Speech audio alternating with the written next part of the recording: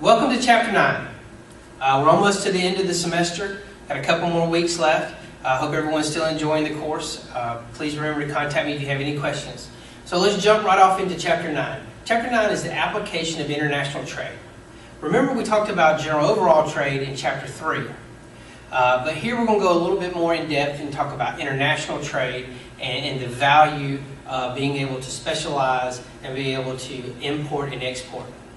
So the overall purpose of Chapter 9 is to also continue on with Chapter 7 and 8 in the welfare economics to address the gains from trade a lot more than what we did in Chapter 3. In Chapter 3, remember, we discussed comparative advantage and absolute advantage and the gains from trade, and we saw that how if two individuals or two producers specialized, that if they invoked in trade, that maybe they could produce less, save more, make more, and the end result would be more revenue. This chapter will go a little bit more into the conditions that determine why countries import or export a good, and it also discusses who wins and who loses when a country imports or exports. This chapter will show when free market trade is allowed, the gains of the winners exceed the losses of the losers. The gains of the winners exceed the loss of the losers. Because there's more gains from trade, restriction on free trade reduces the gain from trade and causes deadweight losses, similar to what we talked about in Chapter 7 and 8 when we talked about generating taxes.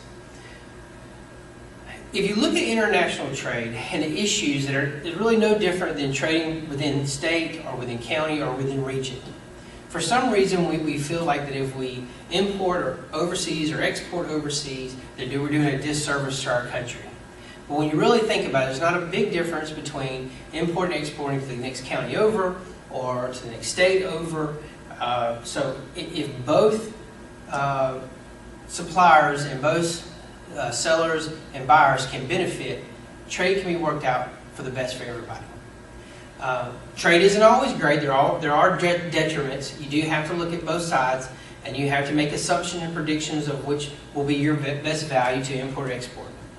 So let's talk about Iceland. I believe that's in your book. The chapter talks a lot about that country, and we went through its market changes and so different things. So let's think about Iceland and use them as an example as we kind of walk through what they would do if they were a country.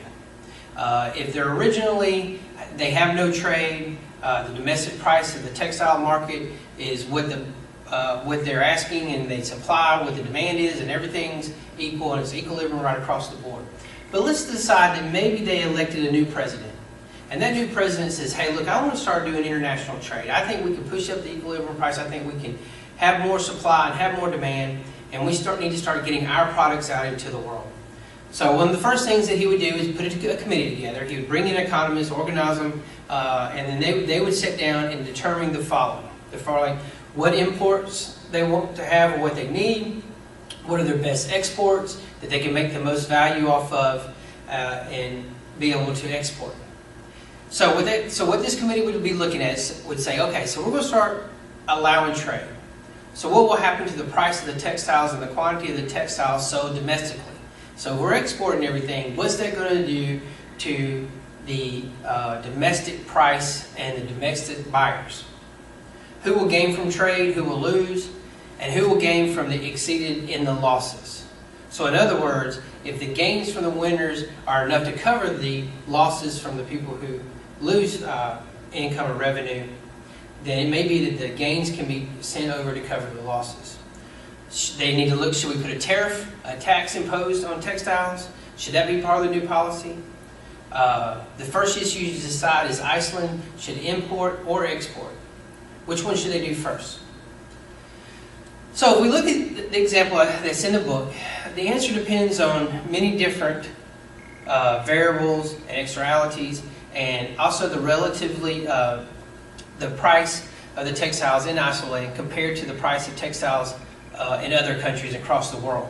So now we're looking at what we call a world price. So what is the world price? The book gives the definition of world price is the price of the good that reveals the world market for that good.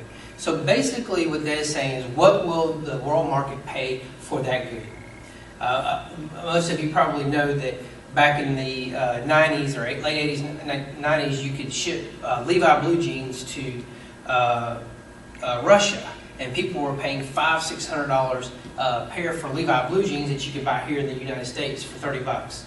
So the first thing the new Iceland government would need to do is to find out what is the world market price. If the world market price is greater than the domestic price, then it's obvious Iceland should export.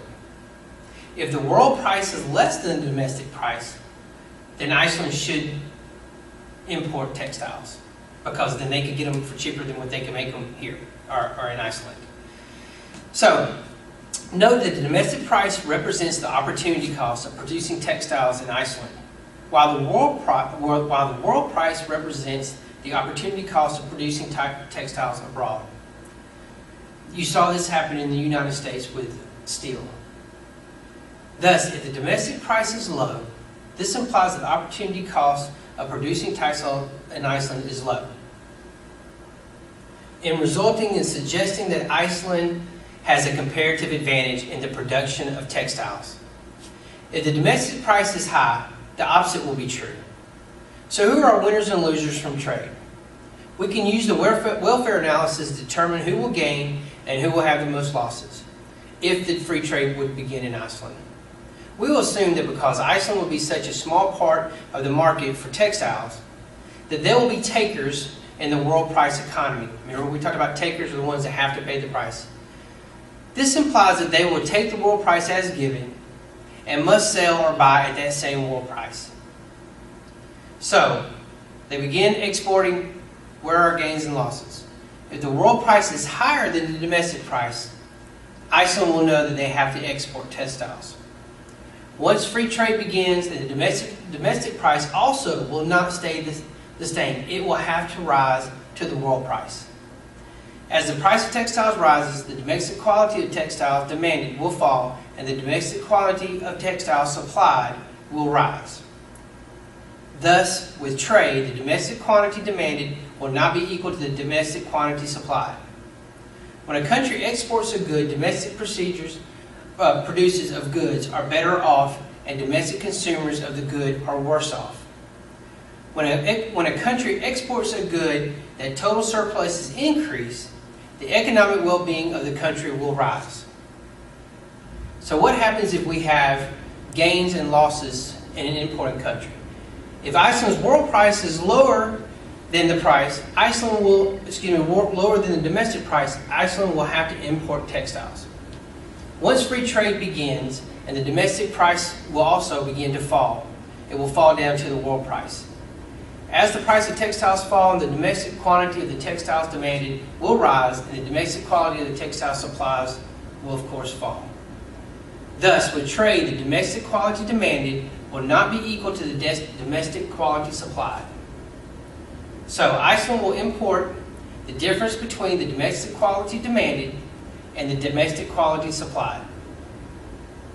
So, what does this mean for welfare, and what would happen if you didn't have the trade exposed to import and export? When a country imports goods, domestic consumers of that good are better off, but the domestic producers of that good are worse off. When a country imports a good, total surplus is increased, and the economic well-being of the country will rise. If you remember during the 1990s, or if you've read about the 1990s, when we had the open trade, for example, the passage of NAFTA, the U.S. economy achieved and maintained full employment even as large quantity of imported goods entered into the United States. Most of the jobs that left the United States were low-skill, low-paying wage jobs. So the jobs that were created had higher skill, higher wage paying. The jobs that were exported were the more lower skill, low wage job. So trade policy is often contentious because the policy creates winners and losers. If the losers have a political clout, then the result is often trade restrictions such as tariffs and quotas. And that'll be our next subject. So let's move on to what does the effect of a tariff have. The book defines a tariff as a tax on goods produced abroad and sold domestically. So goods that are made somewhere else, brought into us, and our government puts an additional tax on it.